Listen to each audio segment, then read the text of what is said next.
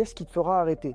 C'est très compliqué de te répondre parce que tu vois que Meria, mais en réalité, il y a une constellation d'entreprises autour en fait. Mais c'est vrai que Meria, c'est ma société mère, c'est là où je prends du temps. La réalité, c'est qu'on arrive dans un marché où tant qu'on est capable de faire la différence et qu'on pense qu'on est capable d'apporter de la valeur ajoutée, il faut être capable de courir. Et je pense que c'est ce qui se passe aujourd'hui. Ce qui est dur, c'est le poids de la conformité. Vraiment, vous n'imaginez pas à quel point un pourcentage considérable, quand je dis considérable, c'est entre 30, 40 à peut-être 50% de tout mon temps, toute mon énergie et toutes nos ressources financières sont voués à répondre au régulateur, faire ce que le régulateur nous dit, travailler, prendre des logiciels qui sont de plus en plus coûteux, déployer du temps, mettre des hommes qui, une grosse partie de l'équipe, sont juste là pour qu'on ait le droit d'exister. Donc c'est ça qui est dur. Ce qui est dur, c'est pas est-ce qu'on est capable de faire la différence parce qu'on pense qu'on peut apporter de belles choses sur ce marché et on a une vraie valeur ajoutée à apporter à nos clients. La vraie question, c'est est-ce qu'on va être capable d'avoir une croissance suffisante pour affronter l'inflation réglementaire? Et la réponse, c'est que sur les précédentes années, dans les 2 dernières années, on n'a pas pu faire de développement commercial, on n'a pas pu accélérer, on a sur un marché qui est de plus en plus concurrentiel et surtout on a une inflation réglementaire qui est dingue. On a déposé le dossier pour être MiCA en juillet 2025 et depuis j'ai entre 4 à 8 personnes en full time dessus